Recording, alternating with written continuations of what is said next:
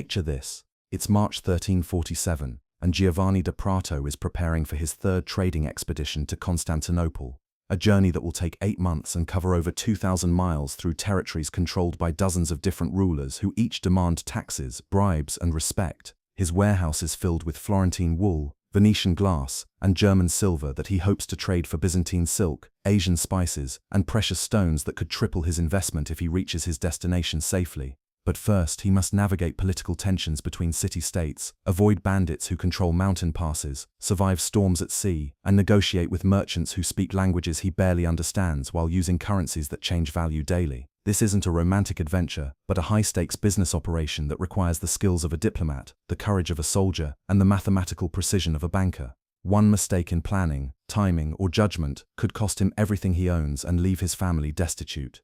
The reality of medieval merchant travel was far more complex and dangerous than modern people imagine, involving sophisticated logistics, international finance, and diplomatic navigation that made successful traders among the most skilled business people in history. These weren't simple shopkeepers carrying goods to nearby markets, but international entrepreneurs who created and managed complex supply chains that connected distant continents while risking enormous investments on journeys that could take years to complete. Medieval merchant expeditions began with preparation phases that could take months and involve detailed planning that accounted for seasonal weather patterns, political situations, currency fluctuations, and market conditions in destinations that might be thousands of miles away. Successful merchants had to understand geography, politics, languages, and economics across multiple countries and cultures while maintaining detailed knowledge about products, prices, and trading opportunities that changed constantly. The financial planning required for major trading expeditions involved complex calculations that balanced potential profits against enormous risks. While managing cash flow over journeys that could last for years, merchants had to estimate costs for transportation, accommodation, bribes, taxes, insurance, and emergency reserves, while predicting market prices for goods they wouldn't sell until months or years in the future. But here's where medieval merchant travel becomes truly remarkable. These entrepreneurs developed sophisticated business practices that included international banking, insurance systems, and commercial law that created the foundations for modern global commerce. They established trade networks that functioned across cultural and political boundaries while managing risks that would challenge modern multinational corporations. The route planning for medieval trading journeys required extensive knowledge about geography, politics, and seasonal conditions that could affect travel safety and timing.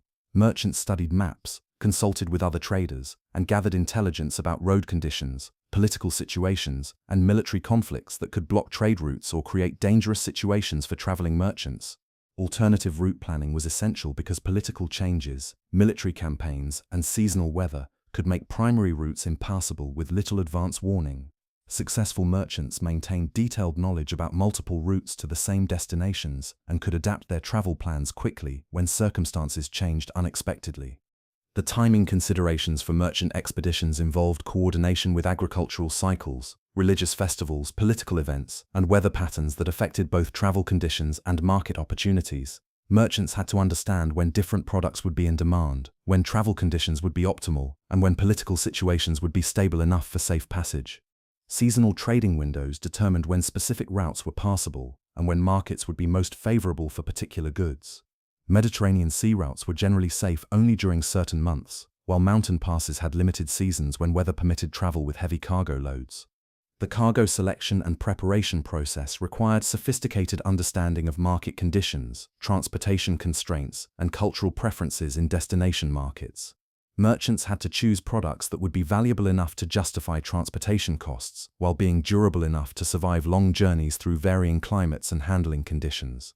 Product diversification strategies helped merchants minimize risks by carrying multiple types of goods that appealed to different markets and customer segments. This diversification also provided flexibility when market conditions changed unexpectedly or when certain products proved more or less popular than anticipated. The transportation methods used for medieval merchant expeditions varied by region and cargo type, including overland caravans with pack animals, river transport using barges and boats, and sea voyages using specialized merchant vessels. Each transportation method had different advantages, costs, and risks that merchants had to evaluate when planning their expeditions.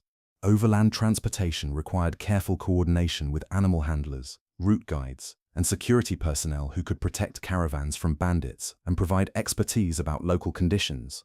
The logistics of feeding and caring for large numbers of pack animals while maintaining travel schedules created complex management challenges that required experienced expedition leaders.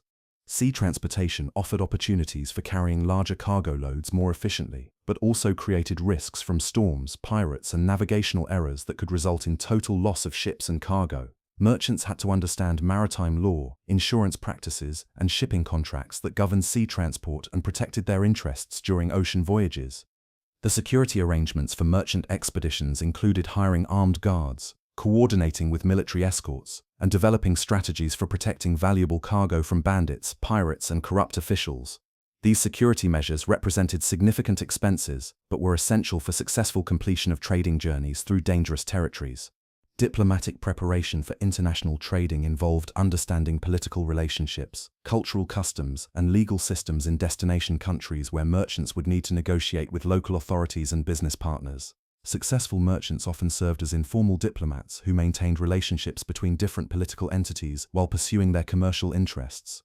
Language skills and cultural knowledge were essential for successful international trading because merchants had to communicate effectively with customers, suppliers, and officials who spoke different languages and followed different business customs. Many successful merchants were multilingual and well-educated in geography, history, and cultural practices of their trading regions. The financial instruments used in medieval international trade included letters of credit, bills of exchange, and partnership agreements that allowed merchants to transfer funds, share risks, and conduct business across international boundaries without carrying large amounts of cash. These financial innovations made long-distance trade more practical and secure while reducing the risks associated with transporting valuable currencies.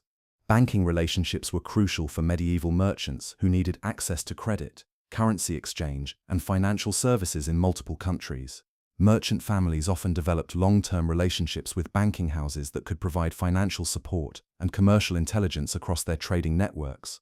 Insurance systems developed by medieval merchants provided protection against losses from storms, theft, political confiscation, and other risks that could destroy entire expeditions. These early insurance contracts established principles of risk-sharing and compensation that became foundations for modern commercial insurance. Partnership structures allowed merchants to share the enormous costs and risks of international trading, while combining different skills, resources, and market knowledge that individual traders couldn't provide alone. These partnerships often involved complex profit-sharing arrangements and risk allocation agreements that protected partners' interests while maximizing expedition success. The market research conducted by medieval merchants involved gathering intelligence about supply and demand conditions, price trends, and competitive situations in destination markets. This research was essential for making informed decisions about product selection, pricing strategies, and timing of trading expeditions. Information networks maintained by merchant communities provided valuable intelligence about market conditions, political situations, and trading opportunities across international commerce networks.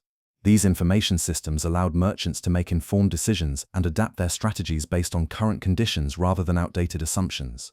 The negotiation skills required for successful medieval trading included understanding different cultural approaches to business, mastering complex pricing discussions, and managing relationships with suppliers and customers who had different expectations and business practices. These negotiations often involved multiple meetings over extended periods and required patience, diplomacy, and cultural sensitivity. Currency management was a complex aspect of international medieval trade because merchants had to deal with multiple monetary systems, exchange rates that fluctuated daily, and the practical challenges of transporting and storing different types of coins and precious metals. The accommodation and logistics management during merchant expeditions required advanced planning for lodging, food, animal care, and equipment maintenance throughout journeys that could last for months. Merchants had to understand local customs, identify reliable service providers, and manage budgets for expedition expenses that could vary dramatically between different regions. Emergency planning for medieval merchant expeditions included developing contingency strategies for dealing with illness, equipment failures, political conflicts, and unexpected changes in market conditions that could threaten expedition success. These emergency plans often meant the difference between salvaging something from failed expeditions and losing everything. The return journey planning involved coordinating schedules, managing new cargo acquired during trading, and accounting for changed conditions that might affect the return route. Return journeys often presented different challenges and opportunities that required flexible planning and adaptive decision-making. The record-keeping systems used by medieval merchants included detailed logs of expenses, transactions, market conditions, and lessons learned that could improve future trading expeditions. These records were essential for managing complex business operations and providing accountability to partners and investors who supported trading ventures. The accounting methods developed by medieval merchants included sophisticated bookkeeping systems that tracked profits and losses, managed cash flow, and provided financial reporting that met the needs of complex international business operations. These accounting innovations established principles that influenced the development of modern commercial accounting. Medieval merchant trading practices established precedents for modern international commerce, financial systems, and business management that continue to influence contemporary global trade. The emphasis on relationship building, risk management, and cultural adaptation evolved directly from medieval merchant traditions. Most importantly, medieval merchants demonstrated that successful international business requires a combination of courage, intelligence, cultural sensitivity, and financial acumen that enables entrepreneurs to create value while managing enormous risks in complex, uncertain environments. So what did a medieval merchant's trading journey look like?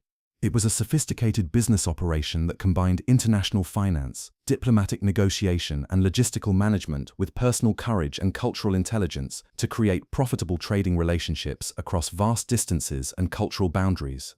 These expeditions represented the pinnacle of medieval business achievement and established foundations for all subsequent international commerce. They proved that successful business depends more on human relationships, cultural understanding, and risk management than on advanced technology, creating trading systems that connected distant civilizations while generating wealth that supported economic development across medieval Europe and beyond. The next time you appreciate modern international commerce or take global trade for granted, remember the medieval merchant who risked everything on journeys across dangerous territories, navigating cultural differences and political challenges while creating the first truly international business networks that connected civilizations and established foundations for modern global economy. If you enjoy the hidden sides of medieval life, hit subscribe and give this video a like.